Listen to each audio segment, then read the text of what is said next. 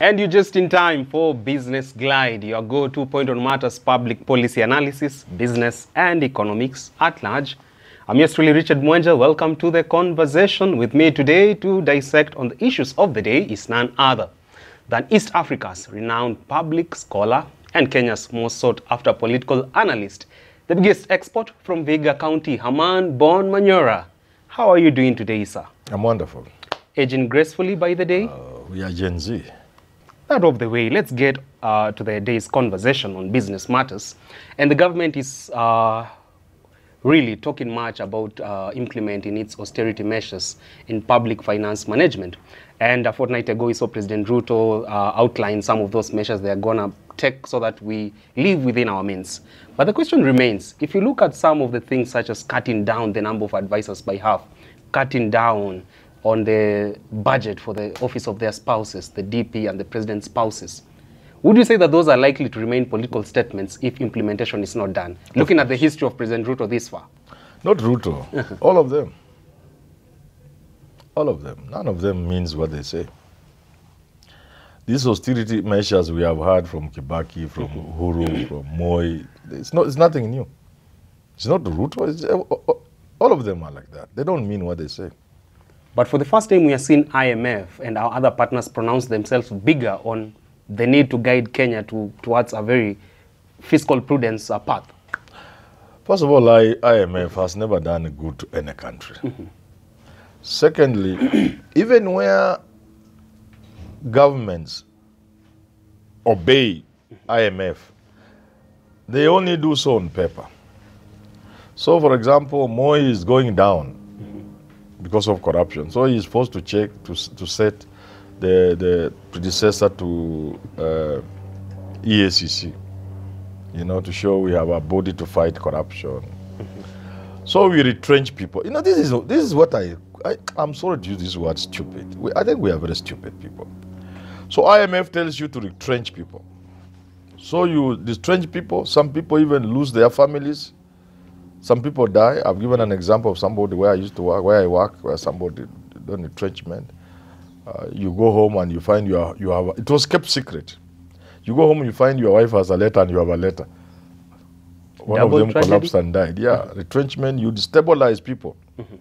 You distort families and people's lives because you're obeying IMF, so you have retrenched. But you know what? Tell me. You know what? Hardly a year later or 2 years later, the same government has now employed 10 times the number of the people they retrenched. It happened. Telecom, KPTLC, poster people, they retrenched hugely. And then I met a young man from my village, asked him, is it Hezbollah? Yeah, Hezbollah. Why is this? I'm Nico, Telecom. Telecom? What are you doing? I'm employed. Casual. No, I'm permanent term. What? Only recently fellows were sent home and their lives destroyed. Because Kenyans are normally, when they hear when they know they are on permanent pensionable, they work long term. You think 60 years. Those days to be 55 years.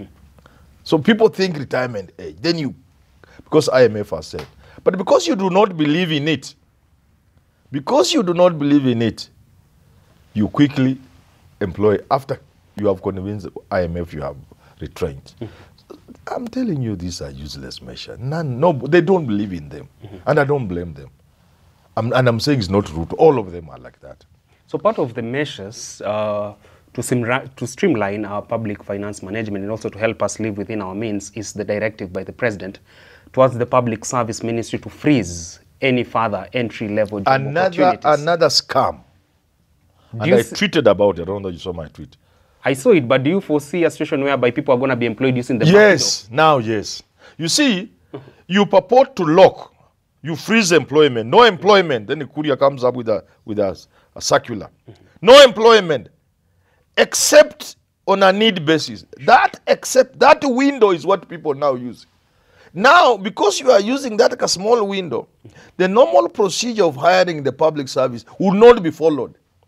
You know, the procedure now for employment in the public service is so strict. You have to be a very primitive person, like some principal secretaries I've seen. They just go and bring 200 people and put there.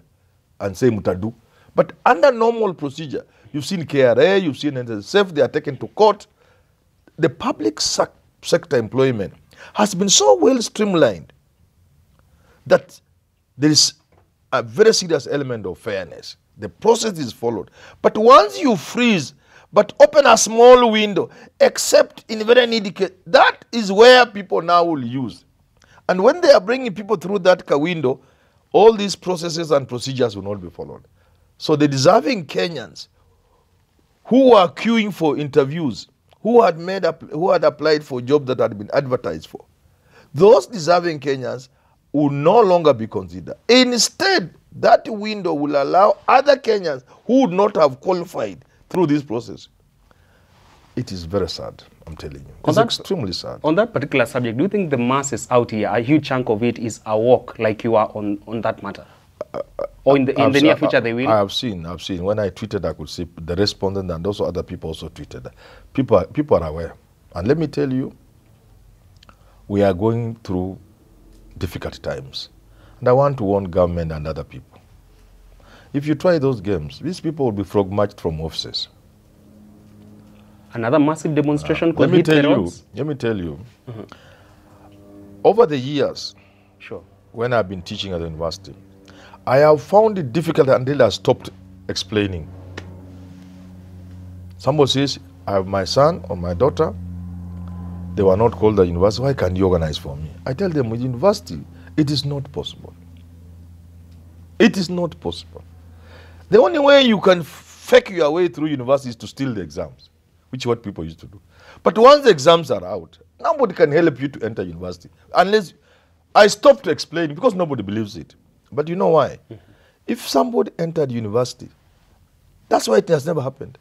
You did not pass and you come to university. You'll be lynched by students. I went to ask for a position for somebody. My late son, I think, Mangu High School. He was qualified. The principal who later went, he was a very popular principal. He was called Paul somebody, a basketballer. I think he later went to Marciano, almost the same year. He told me, this school called Mangu, I cannot sneak somebody here. Big people come here, I tell them, no, I'm saving your children. If I bring somebody here who is not qualified, they cannot learn in Mangu. Those are just examples I'm giving you. And that is exactly where we are headed. That's why I'm calling this Gen Z thing a revolution, a new way of doing things. So those people who think they are closing this door and they will get in people through windows, those people will be kicked out of those offices. That's the new Kenya now. It is going to happen. Of course. It's not the size of government, but it's what government does. I'm a firm believer that for every one public servant we have, we can employ another 3 or 4. So long as they deliver to the people of Kenya.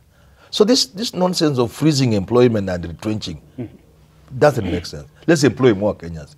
Because government is the biggest employer. Let us employ more Kenyans, but let them deliver value to the people of Kenya. We are at a time whereby there are recommendations from some sectors for us to also check on our population as a country, that it cannot go in tandem with the development aspirations we have. So we do what? Maybe check on birth control or... What do you mean? What do you mean? Or other opportunities to just... No. Kenya has no people. For every one Kenya, we are 50 million or thereabout. For every one Kenya, we need another 10. With the high unemployment... This country should have 300 million people, 200 million people. The economy can tap... Which economy? ...fully into their potential. Once we get rid of this IMF and World Bank, once we get rid of these fake economic advisors, and we put men and women who can steer this country on an economic path, this is a land of prosperity. You can't call them fake advisors. They have huge credentials. Which credentials? Those admirable. Those credentials are IMF, World Bank credentials. The proof of the pudding is in the testing. So you can come with a CV this long with credentials. But when we put you there to advise the president, the sort of things we are seeing happening, they don't reflect on your ability. Which now takes us to our next subject, about the task force. The task force. Did you read an iota of wisdom behind the setting up of the task force? There are two things about task force. A task force is a British way of delaying problems. Commissions. Which task force in this country has ever worked? One. Just one. Don't want two. I just want one. Maraga led Nothing. task force on police reforms. Which police reforms? And there's a police commission which you have made dormant. That work should be the work of the National Police Commission, whatever you call it, National Police Service Commission, whatever it's called, the commission. Supposed to do. Why it was Maraga doing? In fact, I wondered. Such a learned man, a judge. What was he doing? The police commission is there to do that work, which he was purporting to do. There is no commission. No land commission. See what have you? Akiwumu on land clashes. All those, they are useless. They are always used to put the temperatures down. After which, whatever recommendations are shelved and forgotten. In education, where all of them, none is ever used. Point number one. Point number two about our debt. You don't need a commission or a task force. There are institutions, and people have said it, you've seen on Twitter. There are commissions charged with that. Auditor General's office. Yeah, oh yeah. Why can't you ask the Auditor General? She will give you the documents ask in the morning, and in the afternoon they will be there. So these are games, and I keep warning government, don't play games. Time for games is over. But for a president who seems to have met his Damascus moment, do you think he can really compromise on the public mood and go ahead and lie to the masses? It's not a question of lying. I'm not saying anybody's lying. I'm just saying it's not serious. This debt, now they are saying 10 point this. The guys in Kenya Kwanza today kept telling us on TV that it was 12 trillion. You remember that? Sure. 12 trillion. Now how is it 10? And they have been borrowing. Politicians should, what's it to Bebe Ufala? They should not think we have porridge in the head. We have brains. The Kenya Kwanza Brigade, all these vocal people, on TV, and I was with them many times, they kept saying their national debt was 12 trillion. Now I hear it's 10 point something. So chances are high the public debt issue was politicized. You see what Jimmy Wanjigi said? You see what Okio Mtata said? They are doubting that we have any such a debt. And there are many things we are paying. You start by identifying things we are paying. There was this Kibaki issue of 1974, the Hillary meat something. That thing never took off. The factory was never put. I don't have the details. The thing never happened, but we have been paying the debt. There are many things for which we are paying debt, but the things never happened. Let's start with those ones first. Okay? And for heaven's sake, let's stop borrowing. That is the silver bullet? There's absolutely no need for borrowing for now. Don't borrow. Why are you borrowing? To do what? I heard the president say 346 million deficit. No deficit. This money they wanted, of course, there's already a deficit, even with that finance bill, even if it went through. Sure. The 346, the president was talking about 346 as if Kenya would collapse. I listened and said, who are these economic advisors?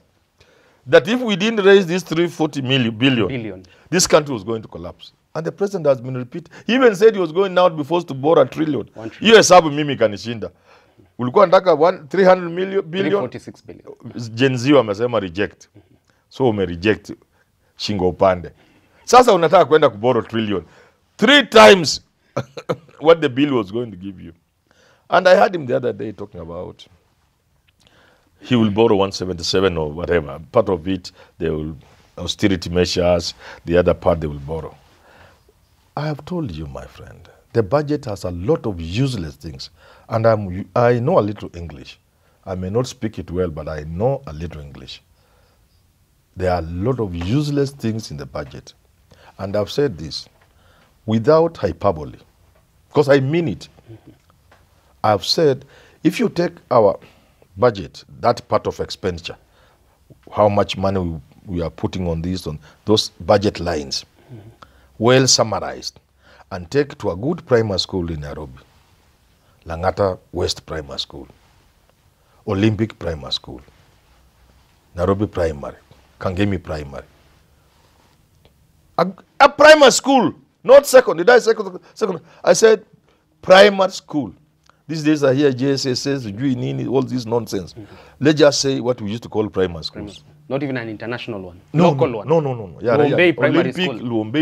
Luombe may be a little challenge because Jigas manifestation and all. There are sure challenges there, but at least you will get a school in Hamis where I come from. They will just say, in this budget, what is this money doing there? What is this thing?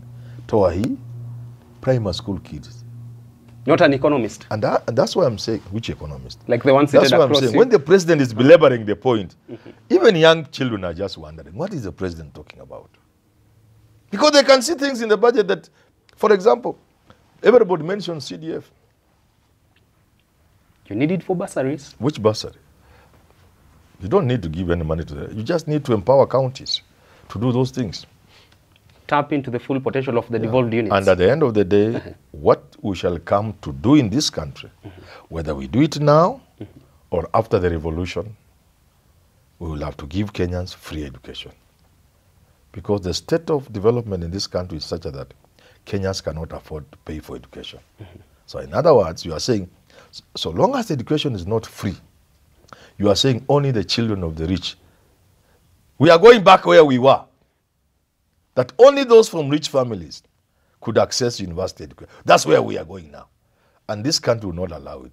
So we will be forced the hard way to do what we should be doing, thinking about now.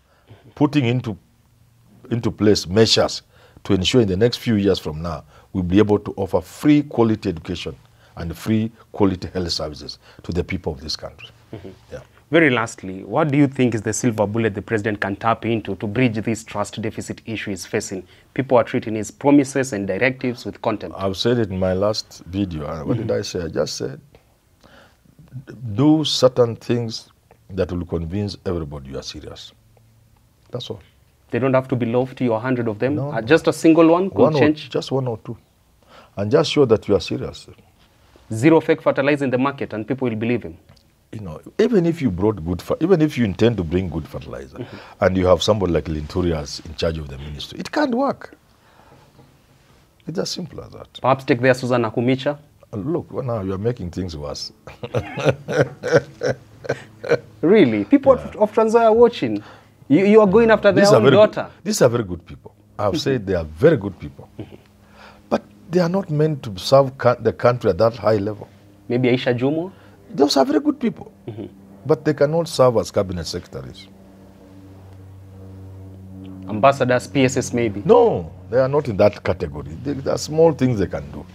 There are many good things they can do, but at their level. You think you could do better? Any better? Which one? Manyora's president? Come on. If I'm president of this country, things will just change immediately. There will be no nonsense. No Gen Z protest under your leadership? How will they? They'll be celebrating from 24/7. The day I'm sworn in, they'll just be dancing in the streets. With zero tear gas lobbed at them? I will remove all the tear gas from the stores and give other countries which want to use them. No Adamson Bungei in your Such your a people would have no space in my government. Nothing. You see, if I'm the president, it will be the people of Kenya. I remember one day I was running for a position in college, and my byword is I didn't say many things on my poster. I just put my name, and down there I said, put him there and you are there. Very powerful. Put him there. And you are there. When I'm in State House, the people of Kenya were in State House. I will never do anything that is not good for the people of Kenya, even if it costs my life. Anything I do will be for the people of Kenya, for their good. In the footsteps of Julius Nyerere. And it's not always true that when you are doing good things for people, they will give you chance or they will do it. They will believe you. So one thing I'll do very different from Uhuru Kenyatta and William Ruto is to have a serious communication team. Because it's not enough to do good things for people. They must work with you. You will hire good journalists there in. They must believe you. They must know you are doing it for them. Because some of the things may be painful, but good for them tomorrow. So you need a powerful communication team.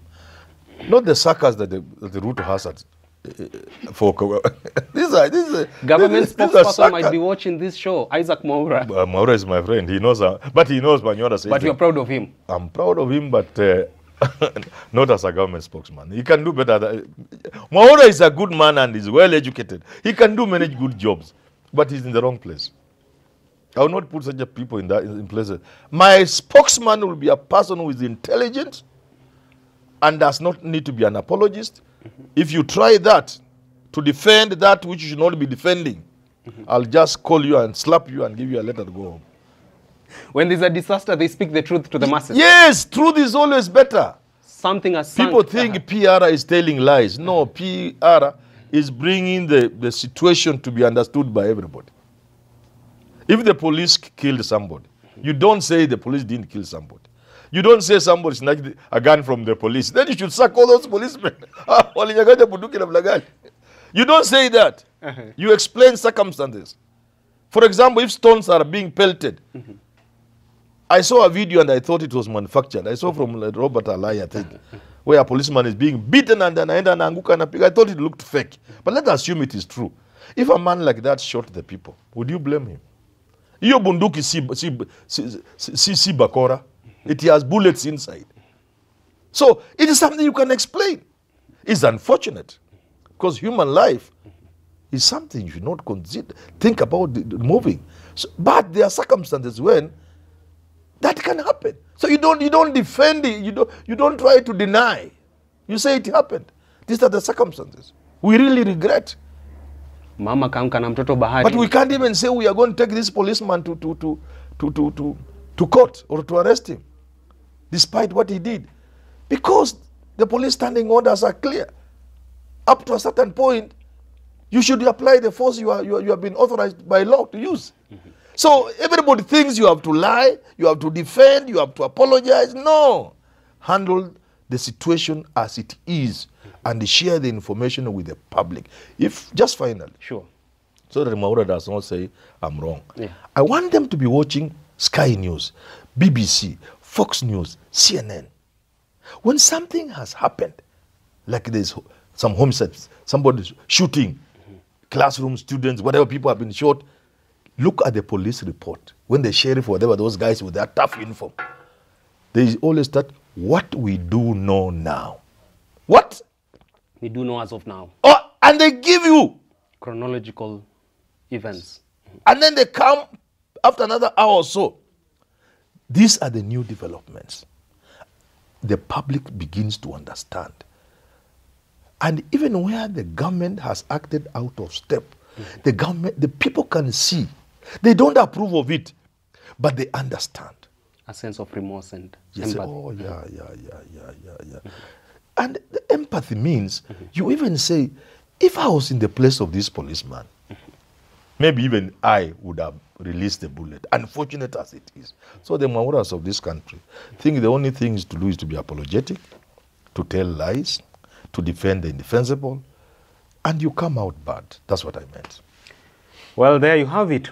We take the show to a wrap. At that, we hope you will tap into the nuggets of wisdom from our public scholar, Herman Manyora. Time now for a fan of the week. It is none other than this perfect gentleman, a man this country owes so much in terms of gratitude. AG Emeritus, Amos Wako. Amos Wako. Oh, wonderful gentleman. Wonderful gentleman. Amos Wako. Tough guy. I was with him in some funeral service. And impromptu, wonderful speech. Yeah. Thank you, Amos. You say asante sana. Continue watching this particular channel and also tell your friends to keep glued to this particular channel. Up next is the shows by Jadiel Kabiro and Evans Okinyi. Up next on your screen, very lastly, is the Business Glide African Proverb of the Week.